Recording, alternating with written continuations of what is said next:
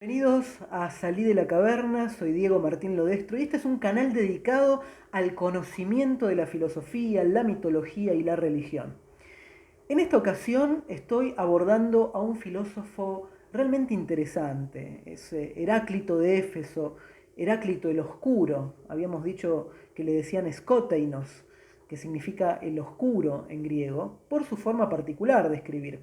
Pero me parece a este respecto relevante que antes de abordar la filosofía de Heráclito propiamente dicha, nos encomendemos de alguna forma a comprender el contexto desde donde el filósofo va a surgir. Y para esto va a ser importante ponernos a ubicar algunas fechas que nos van a dar algún contexto espacio-temporal desde donde la filosofía de este pensador aparece. Todos los historiadores de la filosofía concuerdan con que la filosofía tiene fecha de nacimiento, fecha y año, 28 de mayo de 585 a.C. Esa fecha, según los astrónomos, corresponde al eclipse de sol predicho por Tales de Mileto, quien en esa fecha debió de tener más o menos unos 40 años de edad. Estaba en su apogeo, en lo que en griego se llama el acmé, ¿sí? El apogeo de su carrera, ¿sí? De la carrera de Tales de Mileto, su carrera filosófica, que va a coincidir en tiempo más o menos con la de Heráclito, porque va a haber una diferencia de más o menos unos 80 años. Van a ser muy cercanos en el tiempo. Tales de Mileto tuvo un discípulo llamado Anaxímenes y este a su vez va a tener un discípulo llamado Anaximandro. De estos dos últimos se recogen algunas citas, pero lo cierto es que la cantidad de fragmentos que nos han llegado son realmente escasos.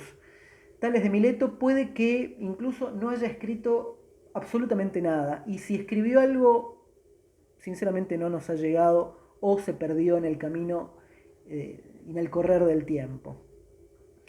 Estos personajes eran unos especímenes raros que intentaban de alguna forma explorar la realidad o explicarla de una manera novedosa, porque no recurrían al mito, no recurrían a la religión, no recurrían a explicaciones científicas, mucho menos van a recurrir a lo que podríamos llamar en el pueblo de Israel a una revelación inspirada.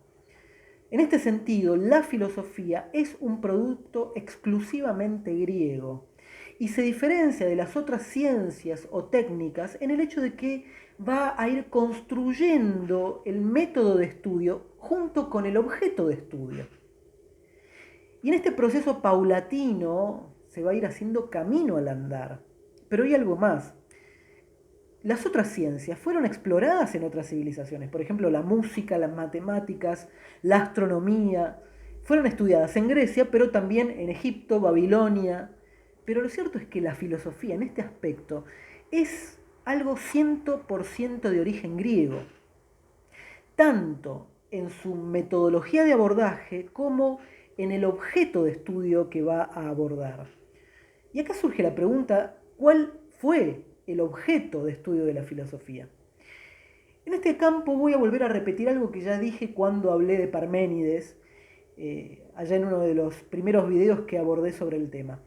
Si alguien quiere saber lo que un filósofo antiguo dijo, no le queda otra que leer lo que éste escribió. Y esto es así porque en principio los comentadores suelen estar bastante contaminados de sus propios sesgos y en segundo lugar porque recurrir a las fuentes es lo mejor. De hecho podríamos decir que de la fuente va a surgir el agua más pura en este aspecto.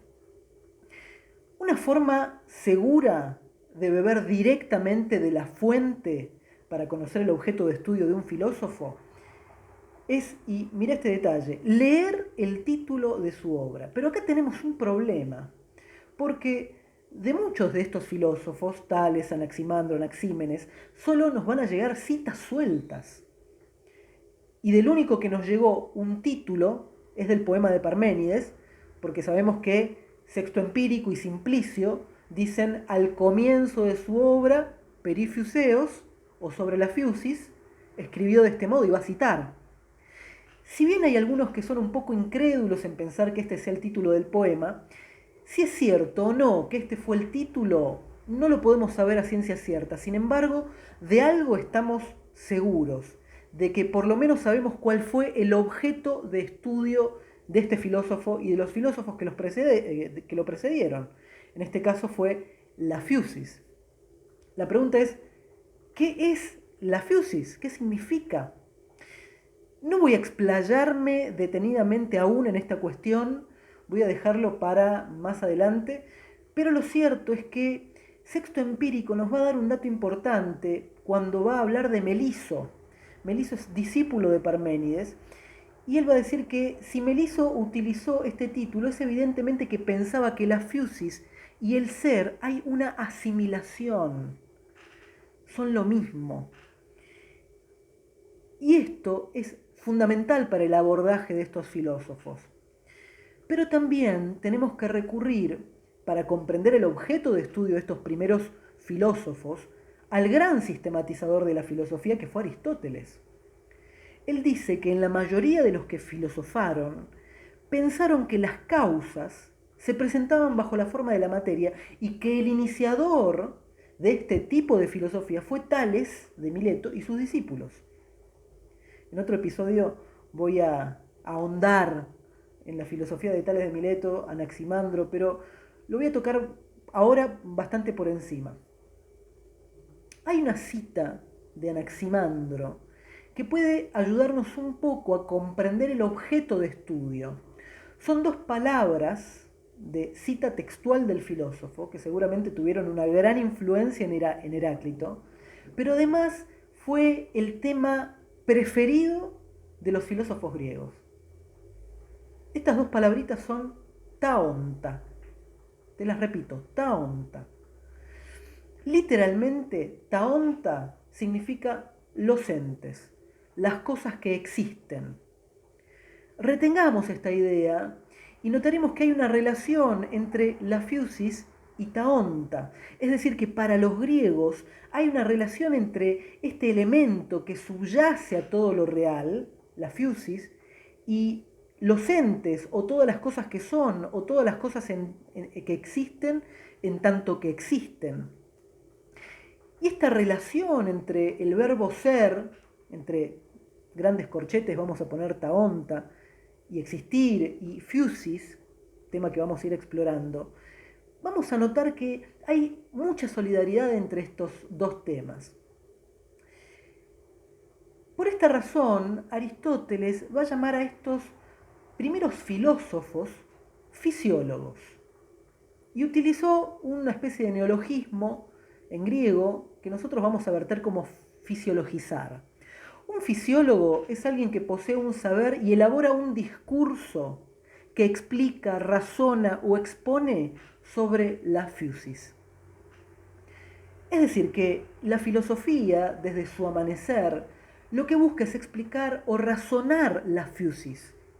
La fusis la define Aristóteles, él dice que es el principio de todas las cosas y a partir de ello se piensa que no existe ni generación ni corrupción, ya que la fusis se conserva siempre. Después va a agregar y va a decir, debe existir una determinada fusis de la que surge todo el resto, mientras que ella se va a conservar rozagante. Esta cita de Aristóteles es relevante porque de alguna forma nos va a mostrar que la fusis es ese elemento o principio incorruptible que va a subyacer a todo lo que existe, a todo lo real. Es decir, que mientras las ciencias, como la música, la astronomía, las matemáticas, estudian objetos particulares, la filosofía estudia aquello que hace posible la existencia de todos los entes. Se va a posicionar por detrás de los objetos, por detrás de los entes, y se pregunta por aquello que posibilita que las cosas existan. Y eso que posibilita que las cosas existan, los primeros filósofos lo van a llamar fusis. Es importante a este respecto destacar que tanto Heráclito como Parménides consideran a la fusis como un principio dinámico. Esto es así porque la misma etimología de la palabra nos ayuda a comprenderla de esta manera. No vamos a abordar en este momento esta cuestión. Es importante simplemente que aclaremos esto. Pero esto, por otro lado, nos deja claro que es una interpretación errónea el pensar que Parménides, por un lado, pensaba en un ser inmutable y en Heráclito, por el otro, pensaba en un ser en constante proceso de fluir. No hay tal oposición. ¿Sí? Esto, como ya dije, lo vamos a desarrollar más detenidamente en un futuro. ¿Sí? Esta interpretación se la debemos a Platón, pero podríamos decir que es una interpretación errónea. Heráclito fue un filósofo que, además de oscuro, fue un gran crítico de sus antecesores, como ya mencioné en otro momento. Pero no critica cualquier cosa. La base de su filosofía se sostiene en gran medida en esta crítica que hace a los filósofos que lo antecedieron, porque de alguna manera va a dinamitar con sus críticas a estos filósofos. En el próximo video te voy a contar más contra quién y contra quiénes va a lanzar su arsenal. Pero eso te lo cuento en el próximo video. Muchas gracias por estar del otro lado.